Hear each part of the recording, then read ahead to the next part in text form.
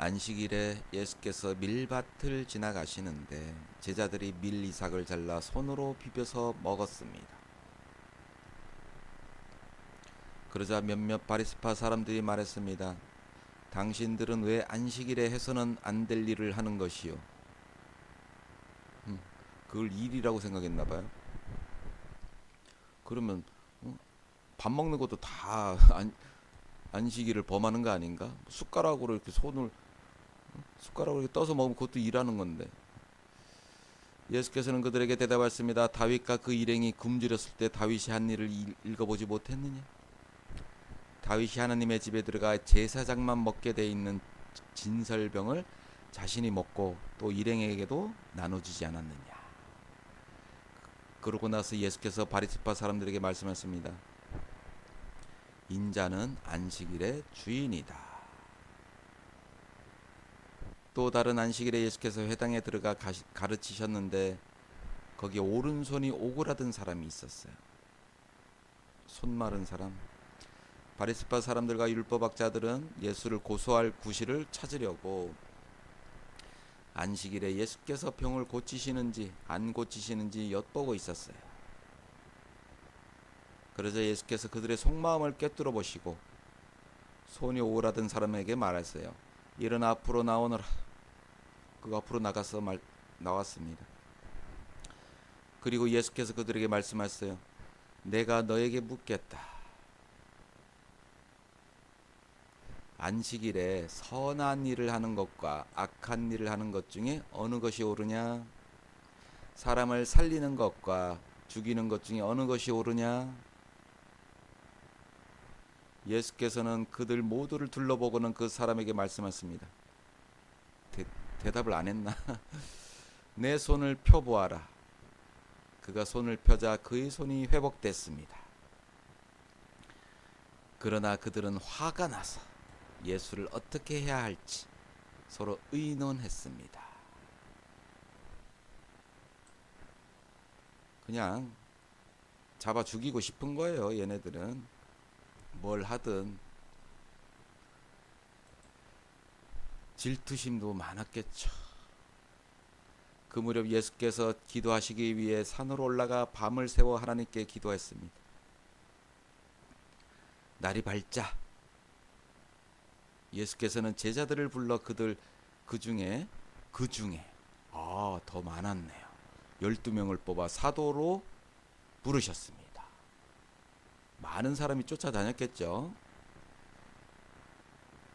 그래서 기도하셨나 보다. 12명을 뽑으려고. 누구를 뽑을까요? 꼭 그런 것만은 아니겠지만요. 예수께서 베드로라의 이름 지으신 시몬, 그다음에 동생 안드레,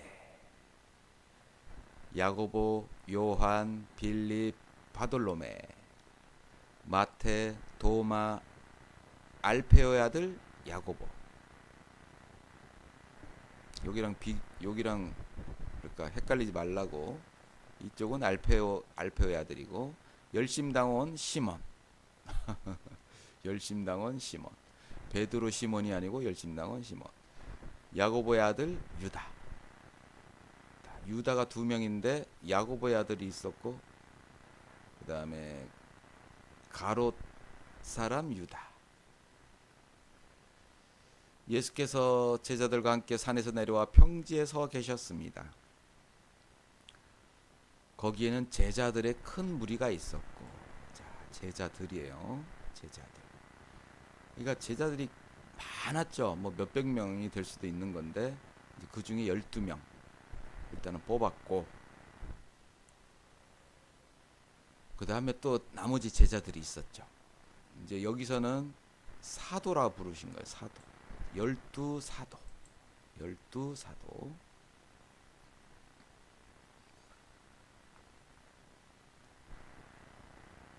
어디야? 자, 거기에는 제자들이 큰 무리가 있었고 온 유대와 예루살렘과 두로와 시돈의 해안 지방에서 모여든 많은 백성이 큰 무리를 이루고 있었습니다. 사도 12명과 제자들과 많은 백성들. 그들은 예수의 말씀도 듣고 어디서 듣도 보도 못한 거니까 막 그리웠죠. 하나님을 믿는 사람들이라면 그리웠어요. 말씀이 너무 그리웠지. 자기들의 병도 고치고 그런 사람들이 몰려드는 거죠. 더러운 영에게 시달리던 사람들도 있었는데 그들은 또 낫게 됐고, 그러자 사람들은 모두 예수를 만져보려고 애썼습니다. 예수에게서 능력이 나와 그들을 모두 고쳐주었기 때문입니다. 옷자락에라도 손을 대서, 뭐 안 아픈 사람도 솔직히 잡고 싶을 거야. 나 같아도 그냥 막 잡고 싶어. 혹시나 나에게 병이 있다면 다 고쳐주세요. 막 그러고 막 밀치고 들어가지고 막 어떻게든 잡을 거야. 이거 어떻게 피하셨을까? 예수께서 눈을 들어 제자들을 보시며 말씀하십니다. 너희 가난한 사람들은 복이 있으니 하나님 나라가 너희 것이다. 가난한 자들은 복이 있나니. 팔복이시네. 팔복 말씀하시네. 지금 굶주리는 사람에게는 복이 있나니 너희가 배부르게 될 것이고, 울고 있는 사람 복이 있나니 웃게 될 것이다.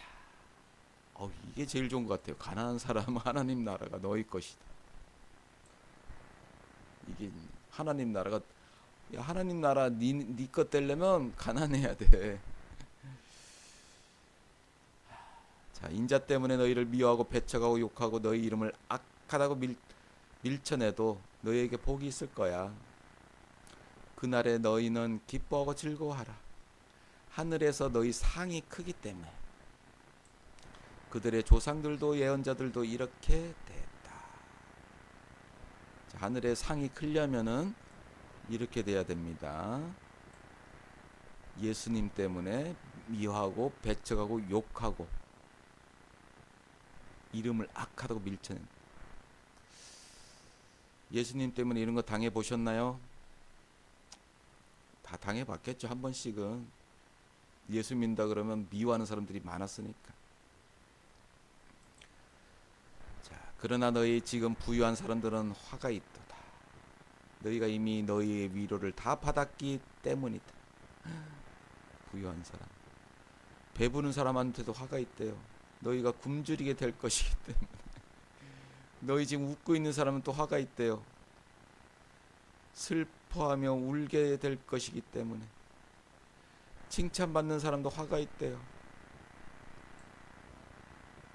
조상들도 거짓 예언자들에게 이렇게 대했다. 그러나 내 말을 듣는 너희에게 내가 말한다. 원수를 사랑하라. 너희 미워하는 사람들에게 잘해주래요. 이게 얼마나 어렵습니까? 너희를 저주하는 사람들을 축복하래요. 함부로 대하는 사람을 위해 기도하래요. 아멘. 누가 네 뺨을 때리거든 다른 뺨도 돌려대래요. 예수님 말씀에 예수님 말씀. 다른 어떤 성경 구절보다도 더 앞서서 봐야 될 예수님 말씀. 헌법이에요. 헌법. 누가 내 겉옷을 빼앗아 가고 속옷까지 가져간다 해도 거절하지 말래요. 누구든지 달라고 하면 주래요. 돌려받겠다고 하지 말고. 자, 남에게 대접을 받고자 하는 대로 남을 대접하고, 그리고 자기를 사랑해주는 사람들만 사랑하면 무슨 칭찬이 있겠냐. 죄인들, 악한 사람들도 자기를 사랑해주는 사람들을 사랑한대요. 잘해주는 사람에게만 잘해준다면 무슨 칭찬이 있겠느냐. 죄인들도 그만큼은 한다. 돌려받을 생각으로 꾸어주지 말고, 그러면 칭찬이 없어요. 죄인들도 돌려받을 생각으로 다른 죄인에게 빌려주기도 해요. 그러나 너희는 원수를 사랑하고 잘해주며 돌려받을 생각하지 말고 빌려주라. 그러면 너희의 상이 클 것이고 너희가 지극히 높으신 분의 아들이 될 것이다. 하나님께서는 은혜를 모르는 사람들과 악한 사람들에게까지 인자하시기 때문이다. 너희 아버지께서 자비로우신 것처럼 너희도 자비로운 사람이 되라. 남을 판단하지 말라. 그러면 너희도 판단을 받을 것이다. 너희도 판단받지 않을 것이고 정죄하지 말라. 그럼 너네도 정죄받지 않을 것이다. 용서하라. 그러면 너희도 용서받을 것이다. 남에게 주어라. 그러면 너희가 받을 것이다. 그것도 많이 꾹꾹 눌러 흔들어 넘치도록 너희 품에 안겨줄 것이다. 자, 너희가 남을 저울질하는 만큼 너희도 저울질 당할 것이다. 예수께서 또한 이런 비유를 또 들려주셨어요. 눈먼 사람, 장님이 장님을 인도할 수 있겠느냐? 그러면 둘 다 구덩이에 빠지지 않겠느냐? 학생이 스승보다 나을 수 없다. 그러나 누구든지 다 배우고 나면 자기 스승과 같이 될 것이다. 어째서 너는 내 형제의 눈에 티는 보면서 형제의 티는 보면서 내 눈에 있는 들보는 깨닫지 못하느냐. 우리나라 속담에 똥 묻은 개가 겨 묻은 개 나무란다. 내 눈에 있는 들보는 보지 못하면서 어떻게 형제 내 눈에 있는 티를 먼저 빼자라고 하겠느냐. 이 위선자야.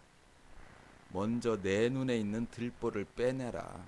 그런 후에야 내가 정확히 보고 형제의 눈 속에 있는 티를 빼낼 수 있을 것이다.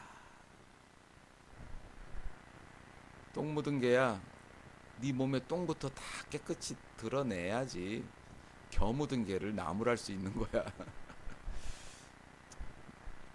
조금 비유가 안 좋긴 합니다. 좋은 나무는 나쁜 열매를 맺지 않고 나쁜 나무는 좋은 열매를 맺을 수 없다. 나무마다 그 열매를 보면 안다. 가시나무에서 무화과 딸 수 없잖아. 찔레나무에서 포도 딸 수 없잖아. 선한 사람은 그 마음속에 선한 것을 두었다가 선한 것을 내놓고, 악한 사람은 마음속에 악한 것을 두었다가 악한 것을 내놓는다. 악한 것이 나오면은 빨리빨리 잘라야 돼요. 사람은 마음에 가득 찬 것을 입으로 말하는 것이다. 사람이 마음에 가득 찬 것을 입으로 말한대요. 너무 많이 고쳐야 돼요. 저도 물론 사람들 앞에서는 막 안 하는데 혼자 있을 때 혼자 막 악한 것들이 막 튀어나오더라고요. 그러면 내 마음에 악한 게 가득 차 있다는 뜻이에요. 아직도 여전히. 어째서 너희는 나를 주여 주여라고 부르면서 내가 말하는 것은 행하지 않느냐. 내게 와서 내 말을 듣고 그대로 실천에 옮기는 사람은 어떤 사람과 같은지 너희에게 보여주겠다. 자, 예수님 말씀을 듣고 그대로 실천에 옮기는 사람. 마태, 마가, 누가 계속 말씀하시는 것들이 많잖아요. 그걸 실천에 옮겨야 됩니다. 예수님 말씀을 그냥 읽고 넘어가면 안 돼요. 많이 읽는 게 중요한 게 아니고 실천, 하나라도 실천하는 게 더 중요합니다. 그냥 읽고 넘어가면 안 돼요.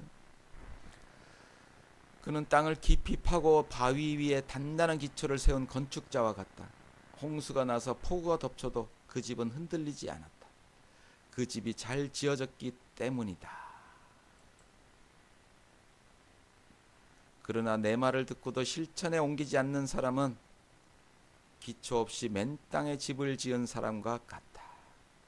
그 집은 폭우가 덮치는 즉시 폭삭 주저앉았다. 예수님 말씀만 뽑아다가 계속 머리에 새기고 실천하고 그렇게 살아가는 게 더 중요한 것 같아요. 하나도 실천 못하면 성경 읽는 게 뭔 의미가 있습니까? 읽을 필요도 없어요. 성경. 예수님 말씀이 헌법입니다. 헌법. 어떠한 법도 거를 수 없는 헌법. 사도 바울의 모든 성경도 기초는 예수님의 말씀, 예수님의 말씀이에요. 예수님의 말씀을 기초로 다 지어진 게 그 뒤에 나오는 모든 성경들이에요. 바울의 성경들, 요한의 성경들, 베드로 전후서 다 마찬가지.